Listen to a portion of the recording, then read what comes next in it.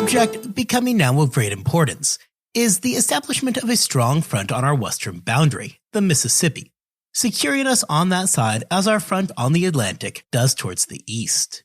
Our proceedings with the Indians should tend systematically to that object, leaving the extinguishment of title in the interior country to fall in as occasion may rise. The Indians, being once closed in between strong settled countries on the Mississippi and Atlantic, will, for want of game, be forced to agriculture, will find that small portions of land well improved will be worth more to them than extensive forests unemployed, and will be continually parting with portions of them for money to buy stock, utensils, and necessaries for their farm and families. The country between the Mississippi and Illinois on one side, and the Ohio and Wabash on the other, is also peculiarly desirable to us, and is in a situation at this moment which renders it particularly easy for us to acquire a considerable portion of it. For the present, it is submitted to the consideration of the Secretary of War, whether instructions should not be immediately given to Governor Harrison to treat with the Peoria and Kaskaskia chiefs as to the latter, which is most important. It would be easy to solicit and bring over by present to every individual of mature age. Thomas Jefferson, the 29th day of December, 1802. As we've discussed in the past, even prior to the Louisiana Purchase, President Thomas Jefferson had a keen eye on matters in the western portions of the nation and was determined that his administration would do all it could to promote and support settlement west of the Appalachians. As this memorandum to Secretary of War Henry Dearborn attests, the governors of territories in the West were a key part in his plan. And in this episode, we'll look at the roles that Governor William Henry Harrison of the Indiana Territory and Governor William C.C. Claiborne of the Mississippi Territory would play in this in their respective posts. For the moment, though, I'd like to welcome you to the presidencies of the United States. I'm your host, Jerry Landry. Special thanks to Alan Ayers of the Political History of the United States podcast for providing the intro quote for this episode. With each episode of his podcast, Alan brings great insight into the political history of the United States. He starts with the European Age of Exploration and weaves together a centuries-long tale full of information about how the political schema of what became the United States came into being. I highly recommend you check it out after you get done with this episode. You can find the political history of the United States online at US Political Podcast, that's all one word, .com, or you can search for the political history of the United States anywhere fine podcasts can be found. 1803 found William Henry Harrison entering his third year as governor of the Indiana Territory. His tenure in office to date had found him trying to balance the needs of the present 700 or so residents of the territory concentrated in and around the capital of Vincennes, and manage an uneasy peace with the indigenous nations in the larger area delineated for the territory, but not yet legally in their possession. Though Harrison did what he could to bring American citizens who murdered native peoples to justice as a sign of good faith, he just as vigorously pursued new treaties with the indigenous nations to encourage more settlement in the territory. One of the first diplomatic tasks before him was to clear up exactly what land constituted the Vincennes tract of land that had been ceded by native peoples in prior agreements. While the U.S. had a piece of paper that said the Vincennes tract was theirs, the prior treaty didn't specify just where that tract started and ended. In August 1802, Harrison entered into his first Treaty Council negotiation with representatives of the Eel Rivers, Kickapoos, Piankashaws, Potawatomis, and Wees peoples.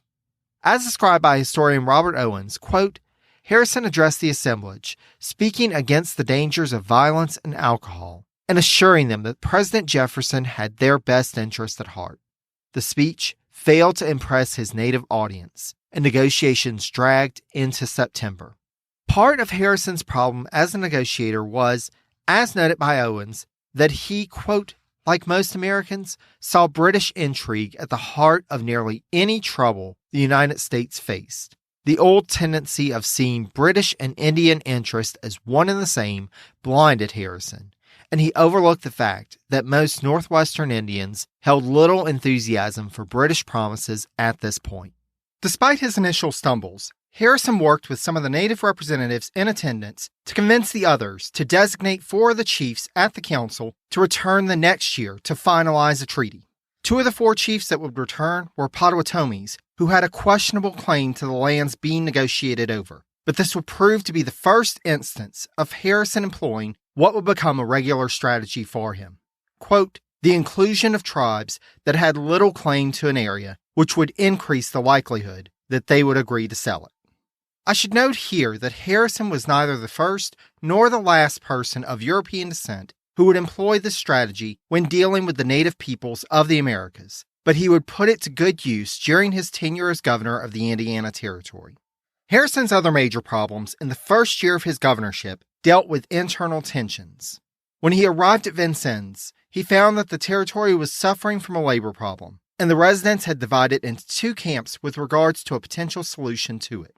Written into the ordinance that had created the Northwest Territory was a prohibition of slavery, but some, and in particular those settlers of French origins who had been in the area before the U.S. held claim over it, and more recent settlers from Virginia and Kentucky, felt that the answer to the labor shortage was to legalize slavery in the Indiana Territory.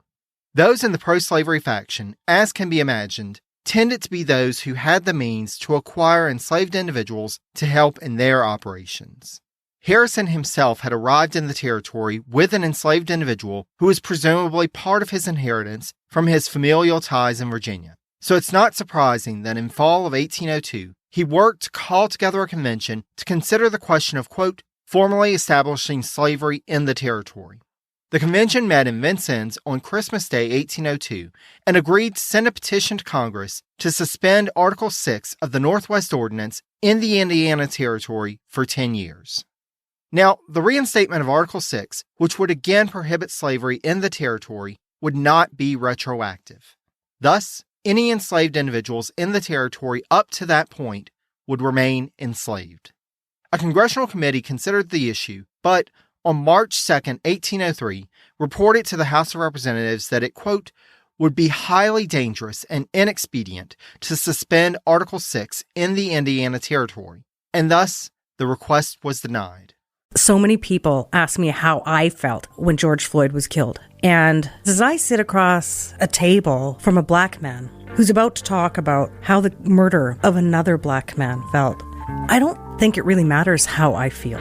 Hello, I'm Stephen Dorsey, host of Black and White from Evergreen Podcasts. We'll explore and explain how white advantage, bias, and outright discrimination continues to plague our society. Black and White is available wherever you listen to podcasts.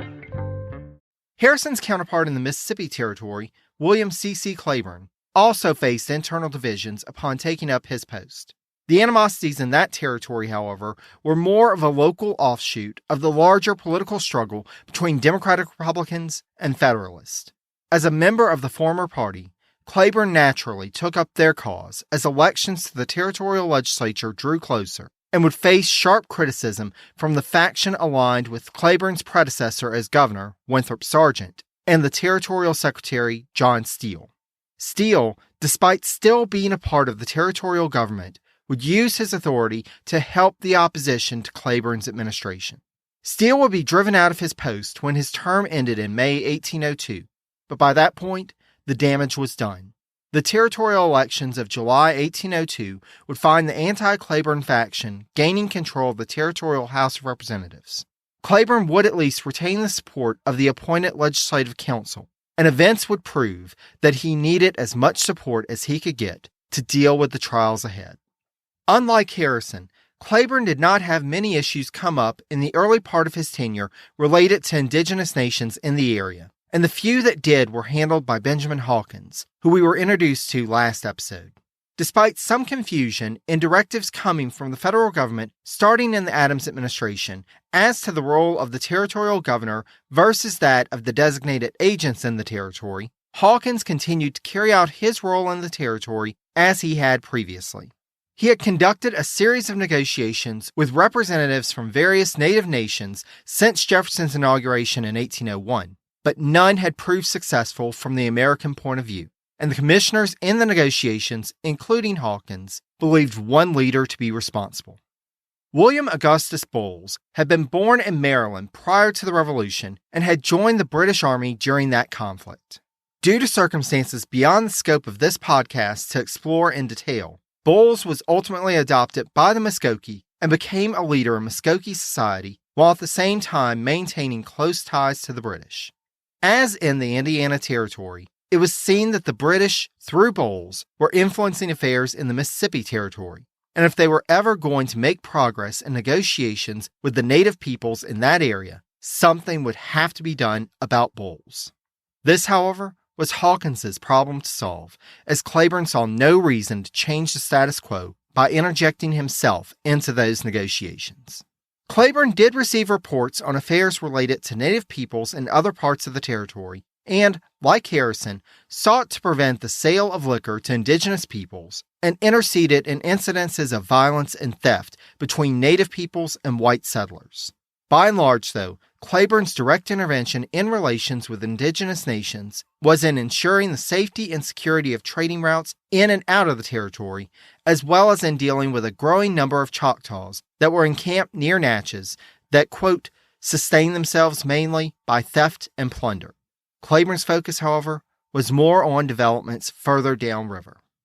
As discussed back in episode 3.11, Governor Claiborne was quick to demand answers from his Spanish counterpart in Louisiana when he received news that the port of New Orleans had been closed to American merchants. Despite his quick response, ultimately there was little that Claiborne could do other than hear complaints that came to his office and wait anxiously for news from Washington and New Orleans as to a change in the situation.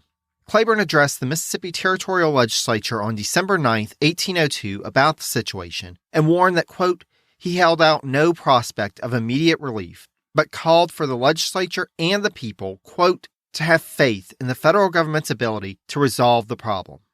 As the frustrations continued to mount and the economic situation in the West grew ever more dire, Governor Claiborne and the legislature continued to appeal to the Jefferson administration for relief.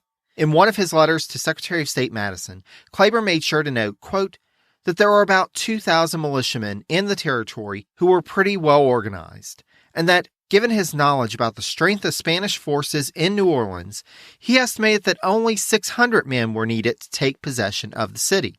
You know, if anyone wanted someone to just pop down and take it, hint, hint. In the meantime, neither the governor nor the settlers in the West were just sitting around and waiting for action. Though it was much further upriver than New Orleans, it was decided that Natchez could be prepared to serve as an alternate port from which to collect goods for shipment to the eastern seaboard and Europe. By early March, Governor Claiborne was able to report to Madison that not only were operations proceeding forward and Western goods arriving daily in Natchez, but also that New Orleans had been partially reopened to Western trade. Spanish Minister to the U.S. Araujo had put the pressure on the Spanish intendant in New Orleans, Morales, and was finally backed up by the Spanish government to restore the right of deposit, quote, until the two governments could agree about another equivalent place. The Spanish government's restoration of the right of deposit was known in Washington, D.C. as of April 19th, and Araujo forwarded the directive on to New Orleans, where it was received and immediately acted upon on May 17th.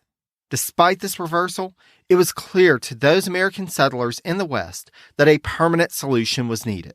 As they contemplated their economic independence from foreign powers, so too did others around the same time off the coast of Georgia seek their freedom.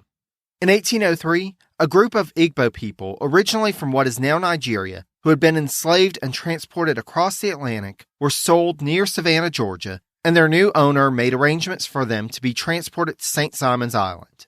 While the ship was off the coast of the island, those enslaved aboard were able to successfully revolt against the ship's crew and, quote, force them into the water where they drowned.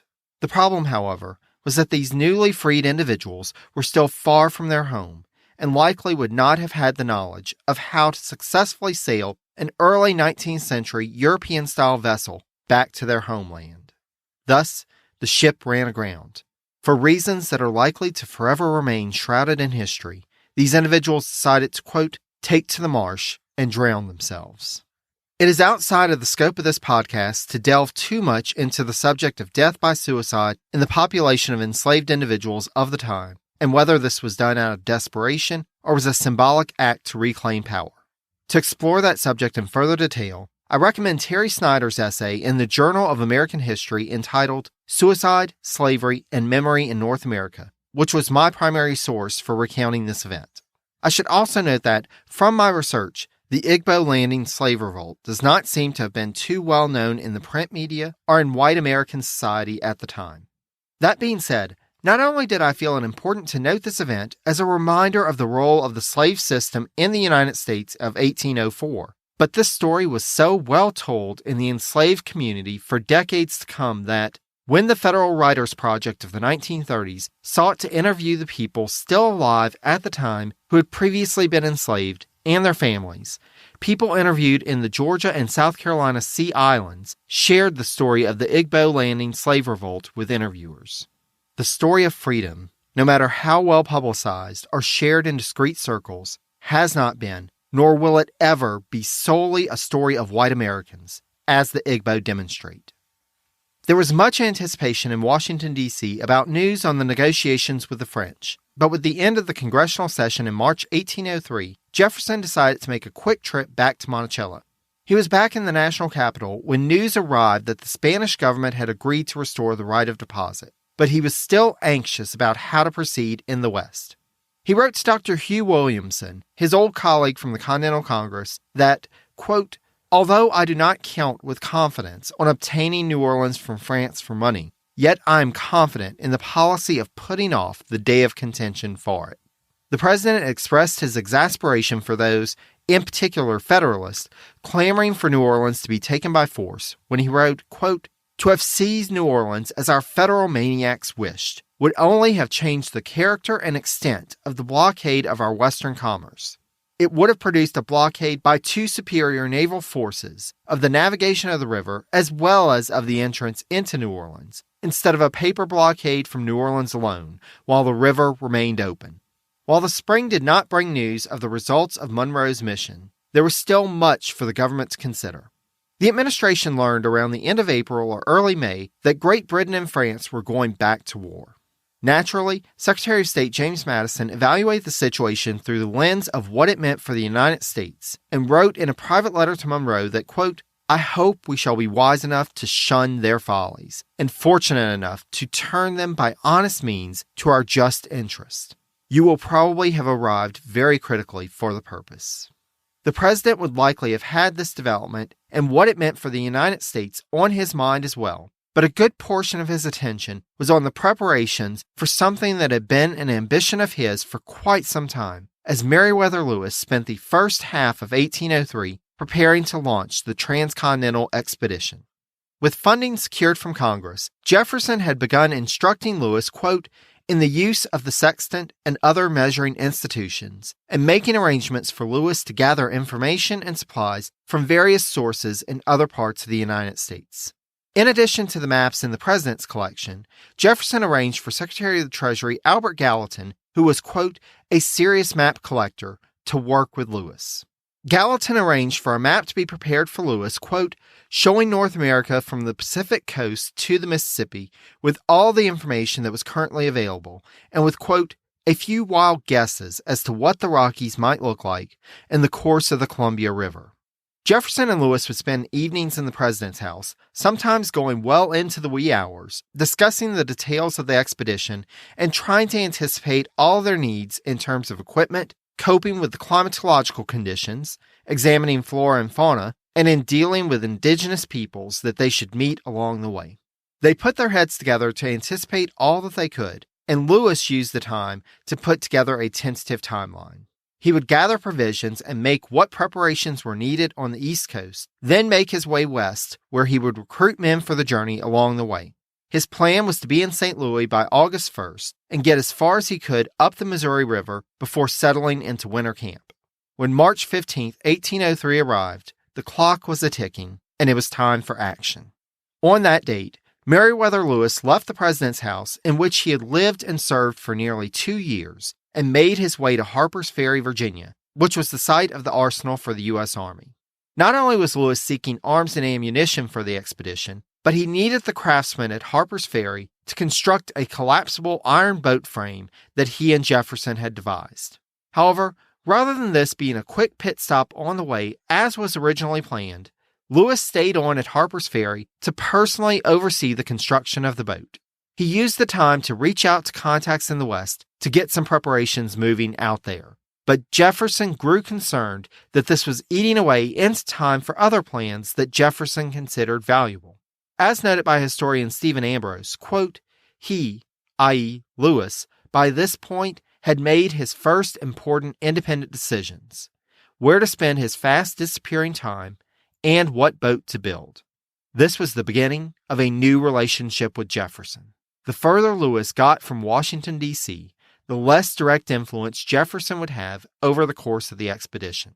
Lewis finally continued on in mid-April and went up to Philadelphia both to gather provisions and to consult with various learned authorities in and around the city, including Andrew Ellicott, who was mentioned back in episodes 2.15, 2.24, and 3.7 for his dealings with General James Wilkinson back in the Mississippi Territory, as well as Dr. Benjamin Rush, who we've discussed in episodes dealing with the yellow fever outbreaks in Philadelphia in the 1790s, and who last appeared in the Adams post-presidency episode 2.25.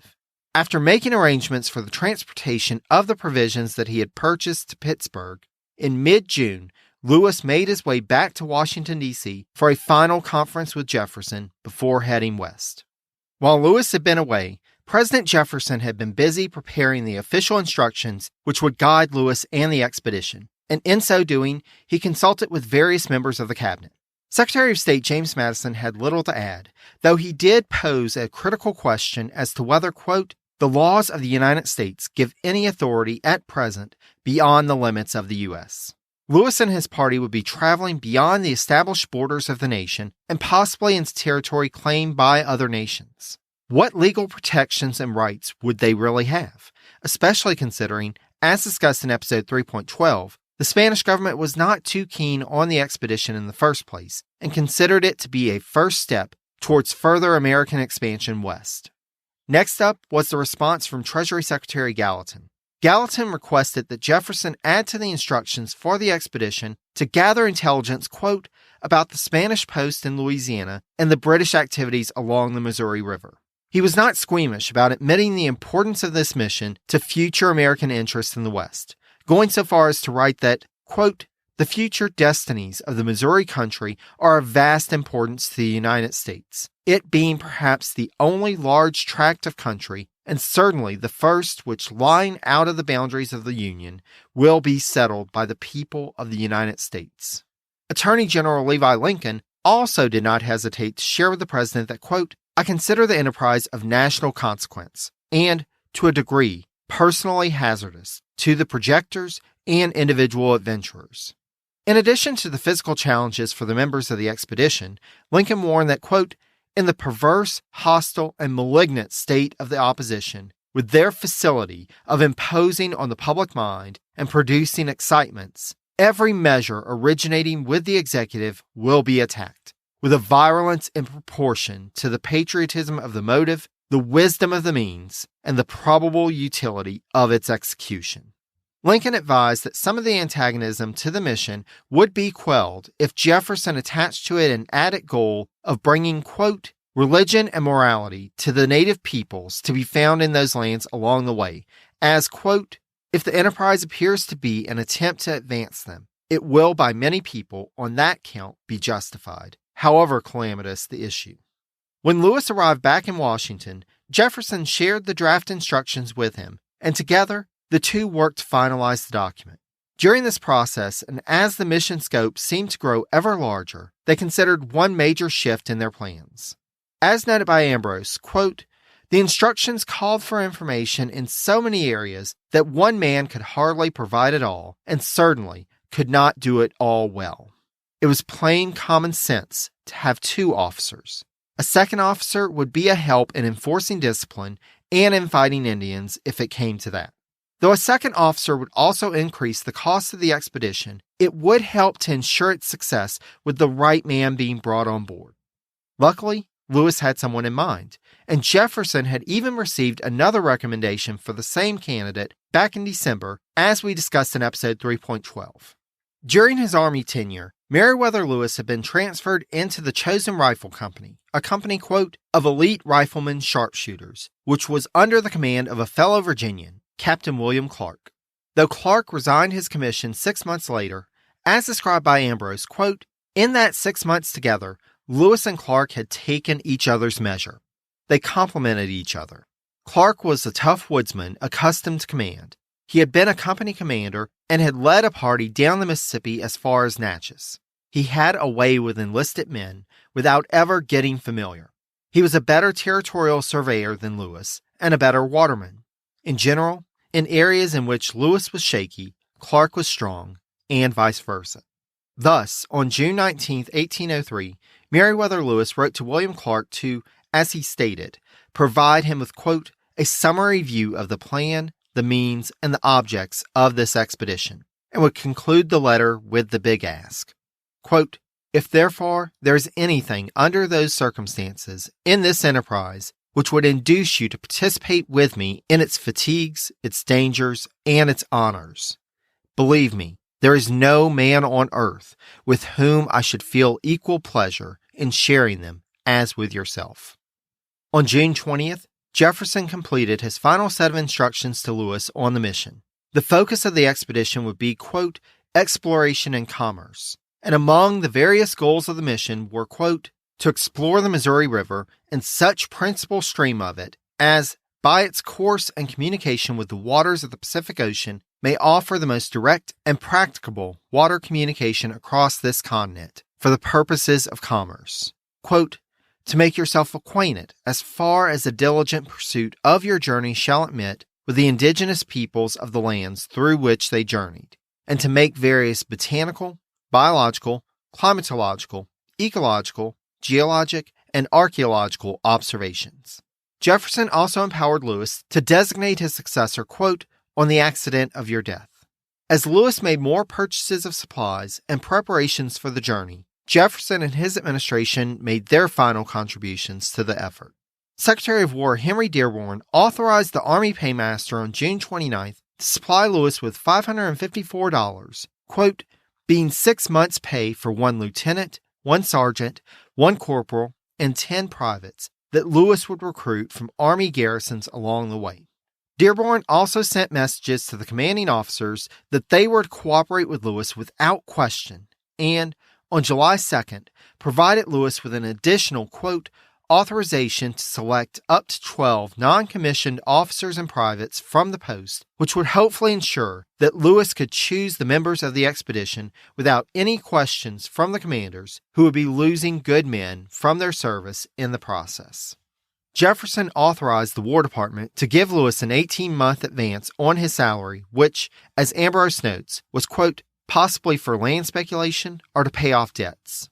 In case that wasn't enough, Jefferson gave Lewis a letter on July 4th asserting that, quote, I hereby authorize you to draw on the Secretaries of State, of the Treasury, of War, and of the Navy of the U.S., according as you may find your draughts will be most negotiable, for the purpose of obtaining money or necessaries for yourself and your men. And I solemnly pledge the faith of the United States that these draughts shall be paid punctually at the date they are made payable.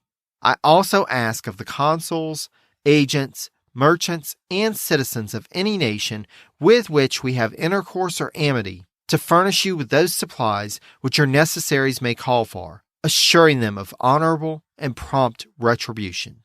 In essence, Jefferson was providing Lewis with a limitless credit card to use in case of emergencies. Beyond just providing him with funds from the federal government, Jefferson also gave Lewis $108 of his own money. The president was determined to ensure that nothing would disrupt the expedition, and before Lewis could set off, they would learn one key bit of information, namely, that Lewis and his party would be traveling in American territory for much longer than they had anticipated. A ship arrived from La Havre, France, in Boston, Massachusetts on June 28th, bearing the news of the Louisiana Purchase, and word passed down the eastern seaboard to finally arrive on Jefferson's doorstep on July 3rd.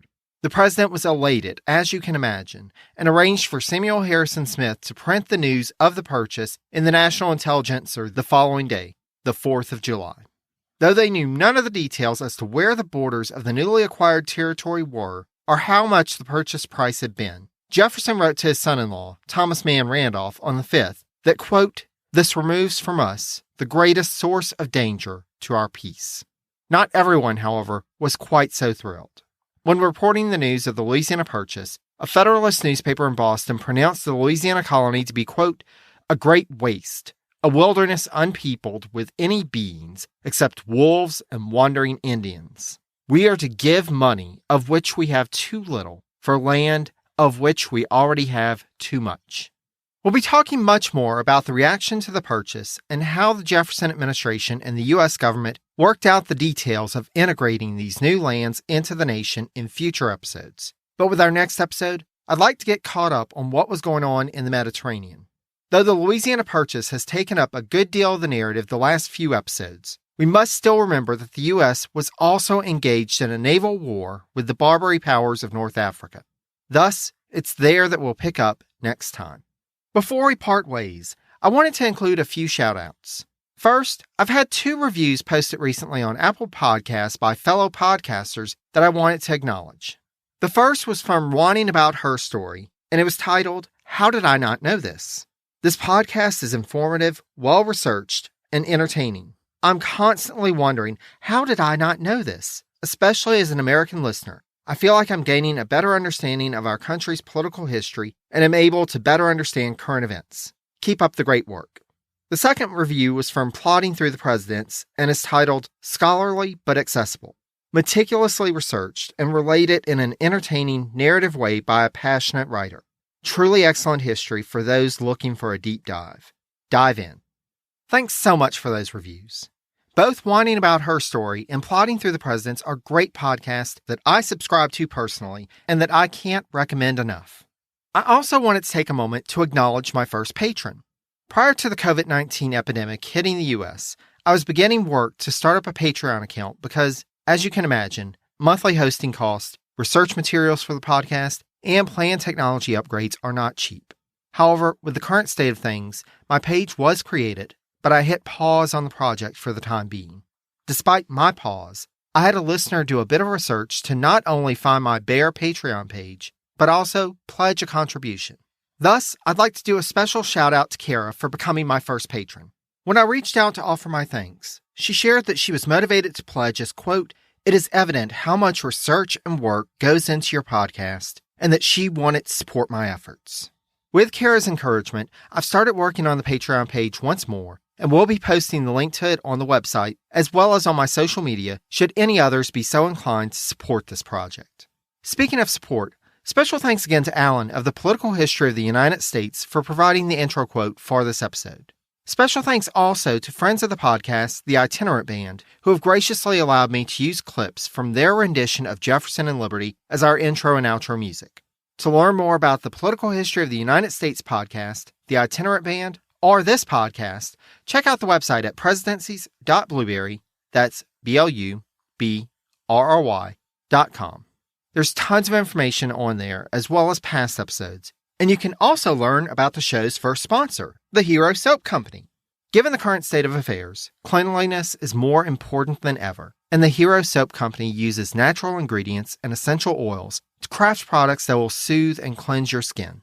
Even better, they donate a percentage of their proceeds to charities that support veterans, first responders, and their families.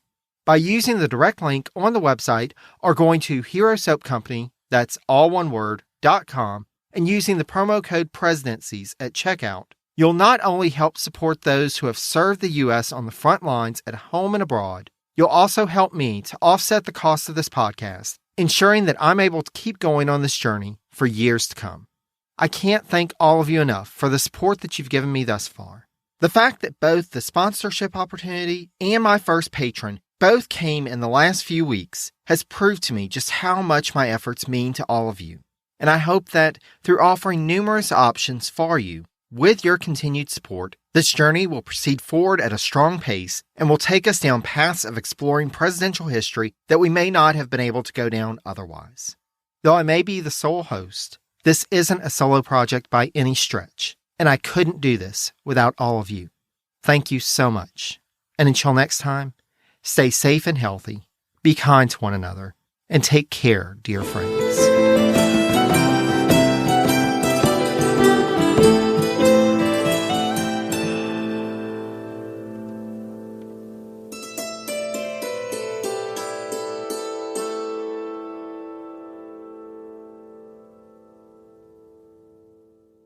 So many people ask me how I felt when George Floyd was killed. And as I sit across a table from a black man who's about to talk about how the murder of another black man felt, I don't think it really matters how I feel. Hello, I'm Stephen Dorsey, host of Black and White from Evergreen Podcasts. We'll explore and explain how white advantage, bias, and outright discrimination continues to plague our society. Black and White is available wherever you listen to podcasts.